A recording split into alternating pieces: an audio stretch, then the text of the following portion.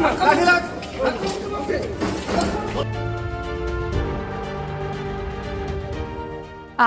15 अगस्त की सुबह जहां पूरा देश जश्न आजादी के रंगों में सराबोर था, हर तरफ ढोल नगाड़े बज रहे थे, वहीं रांची के सदर अस्पताल के आईसीयू वार्ड के ठीक बाहर हथियारबंद पुलिस का एक ऐसा कड़ा पहरा था मानो अंदर कोई बहुत बड़ा खतरनाक मुजरिम कैद है।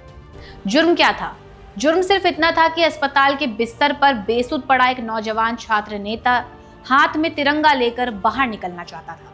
आजादी के पर्व पर तिरंगा यात्रा का हिस्सा बनना चाहता था, लेकिन प्रशासन ने उसे इजाजत देने के बजाय पूरे वार्ड को पुलिस छावनी बना दिया। आखिर स्वतंत्रता दिवस के पावन दिन पर अस्पताल में भर्ती एक बीमार छात्र नेता से हुक्मरानों को ऐसा क्या डर है जो उसे कड़ी पाबंदी में रखा जा रहा है? आखिर ऐसा क्यों हुआ? आइए आपको इस आक्रोश और आंसुओं से भरी पूरी कहानी की तह में ले जाते हैं। नमस्कार, मैं हूं जानसी और आप देख रहे हैं डायनामाइट न्यूज।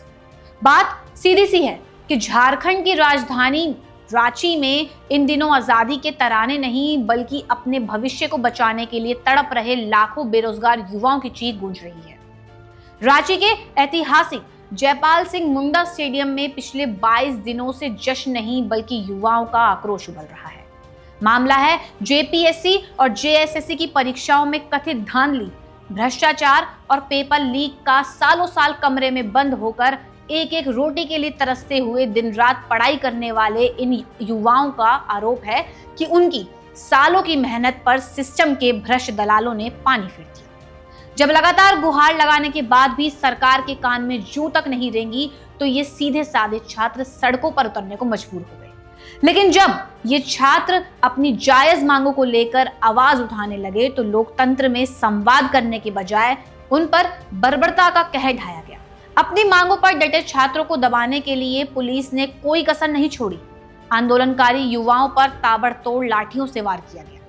पुलिस की लाठियों ने कितनों के सिर फोड़े तो कितनों के हाथ पैर तोड़ दिए। मासूम छात्रों को खदेड़ खदेड़ कर पीटा गया और जब उससे भी मन नहीं भरा तो उन पर जहरीले आंसू गैस के गोले तक दागे गए। चारों तरफ धुआं, आंखों में जलन और बेबस युवाओं की चीख पुकार मच गई। इस पूरे आंदोलन की रीढ़ बने छात्र नेता देवेंद्र नाथ महतो ने छात्र पर होते इस अत्याचार को देखकर अन्न जल त्याग दिया और आमरण प्रदर्शन की शुरुआत से ही अनशन पर बैठे हुए हैं। दिन बीतते गए, शरीर ढलता गया, लेकिन युवाओं के हक की जिद कम नहीं हुई। फिर हुआ विधानसभा का घेराव, जहां भूख और पुलिसिया बर्बरता के कारण देवेंद्र नाथ की तबीयत इतनी गंभीर हो गई कि उन्हें आनन फानन में रांची के सदर अस्पताल के आईसीयू में भर्ती तक कराना पड़ा। लेकिन असली टीस और दर्द तो आज यानी 15 अगस्त को सामने आया। आईसीयू के बिस्तर पर बेसुध पड़े देवेंद्र नाथ ने जब सोशल मीडिया पर बेहद भावुक अपील की कि हमें आजादी के इस पर्व पर बाहर जाकर तिरंगा लहराने दीजिए, तिरंगा यात्रा का हिस्सा बनने दीजिए। लेकिन हुक्मरानों की संवेदनहीनता देखिए कि अस्पताल के बिस्तर पर पड़े इस बेबस छात्र के देशभक्ति के जज्बे से भी प्रशासन कांप रहा है। इजाजत देना तो दूर, उल्टे आईसीयू के कमरे के बाहर भारी पुलिस बल तैनात करके उन्हें एक तरह से नजरबंद कर दिया गया। 22 दिनों से लाठियां खा रहे, आंसू गैस सह रहे और अपने हक की भीख मांग रहे इन छात्रों की बात सुनने के बजाय सिस्टमिक अस्पताल में भर्ती बीमार युवा के हाथ में तिरंगा देखने से भी डर गया। क्या एक स्वतंत्रता दिवस के दिन किसी भारतीय नागरिक से उसका तिरंगा फहराने का अधिकार छीनना सही फैसला है? इस पूरे पुलिसिया तंत्र और सरकार के रवैये पर आपकी क्या राय है? हमें कमेंट करके जरूर बताएं और ऐसी खबरों के लिए देखते रहें डायनामाइट न्यूज।